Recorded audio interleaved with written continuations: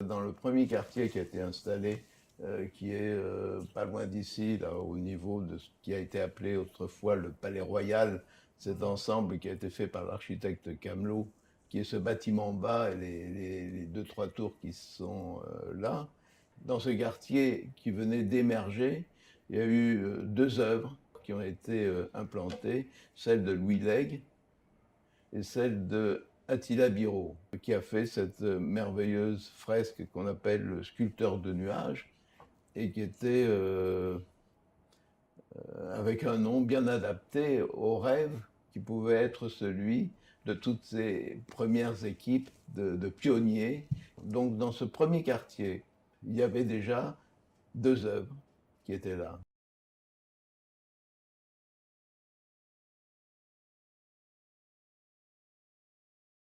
Ce qu'il y a de merveilleux à la Défense, c'est qu'on peut voir des œuvres sans avoir à acheter un ticket. Il n'y a pas de gardien, c'est quelque chose de libre et on peut découvrir les œuvres par effraction en quelque sorte.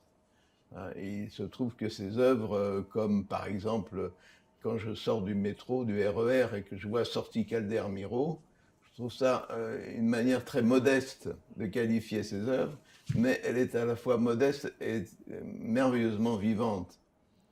Donc, première chose, ça n'est pas un musée magnifique. Il y a des milliers de personnes qui passent ici dans cet univers qui leur est familier, l'univers du travail, et qui ne voient pas les œuvres qu'ils voient quotidiennement. Et puis il peut se trouver que par miracle, un jour, ils lèvent le nez et voient que quelque chose est là qui est différent de leur univers habituel, et que ceci peut les orienter peut-être vers une vision poétique. Enfin, brusquement, on les sort de leur quotidienneté terrestre pour les emmener vers un petit nuage de poésie que peut être une œuvre d'art.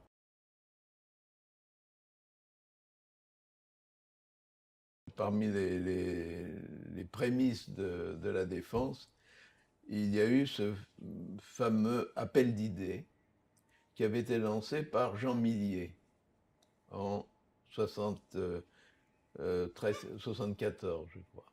Vous savez qu'il est toujours difficile de créer un lieu habité ex nihilo.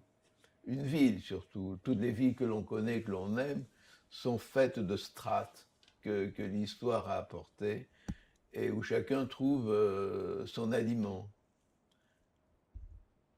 Dans un lieu nouveau comme l'a été la Défense à l'époque, parce que lorsqu'on regarde les photos de la Défense en 70, 72, c'est ahurissant de voir que cette Défense est vide. Il y a le CNIT, il y a quelques bâtiments autour de ce qui est aujourd'hui la place de la Défense, et puis le reste, ce sont des chantiers, c'est de no man's land. C'est à ce moment que Jean Millet a décidé de faire venir ces œuvres dont les artistes étaient en résonance universelle. Et il y a eu effectivement des contacts avec Calder. J'avais eu le privilège d'aller à Saché pour discuter avec Calder de l'œuvre qu'il pourrait nous proposer. Et ça s'est terminé là par cette œuvre dont vous avez d'ailleurs la maquette ici dans vos bureaux, là j'ai vu tout à l'heure. Ce qui est intéressant, c'est que cette œuvre fait 76 tonnes et que pour placer une œuvre de ce poids, c'est qu'il a fallu des ingénieurs pour placer ces 76 tonnes. Et ces 76 tonnes placées, il a fallu déplacer des escaliers, puisqu'il y avait la gare d'autobus qui était en dessous, il a fallu changer la disposition de cette gare d'autobus, il a fallu bien viser pour que des poteaux puissent accueillir ces 76 tonnes, il a fallu construire, il a fallu aller à Gemont, l'usine où s'est fabriquée cette sculpture. Il y a eu tout un processus industriel et technique qui a conduit à la mise en place de cette œuvre. Il y a des œuvres comme par exemple les grands emmarchements de Kowalski, où là, l'œuvre dépasse l'œuvre traditionnelle de l'objet qu'on pose sur une cheminée. C'est-à-dire il y a une intervention de l'artiste qui modèle une partie du quartier. Les cheminées que nous avons là sur l'esplanade sont nées de la nécessité de ventiler les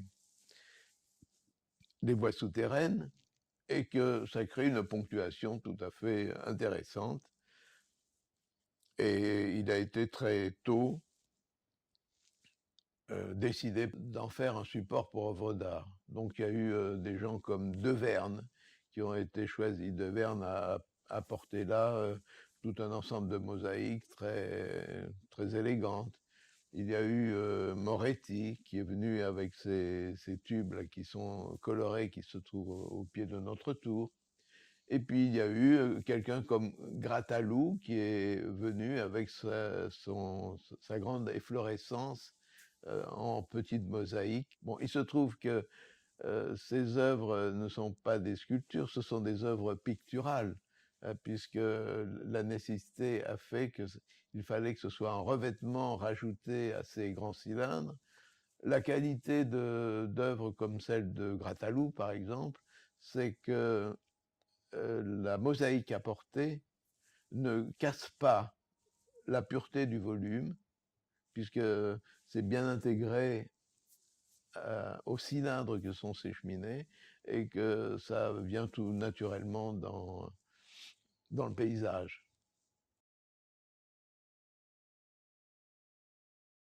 Pour cette grande place, il fallait des grandes œuvres. Et Calder était tout à fait approprié. Calder avait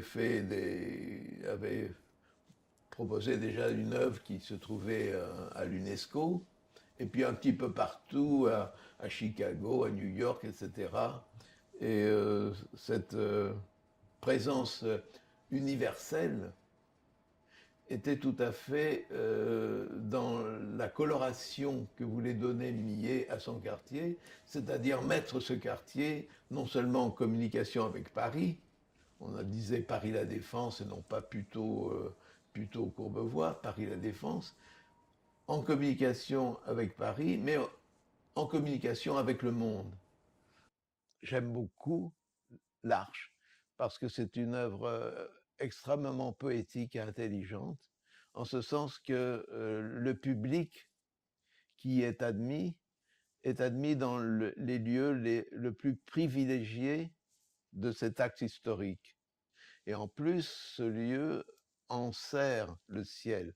Et c'est assez extraordinaire d'ailleurs que cette œuvre majeure de la Défense, qui est Sprekelsen, rejoint, en l'amplifiant, une de ses premières œuvres placées à la Défense, qui était le sculpteur de nuages.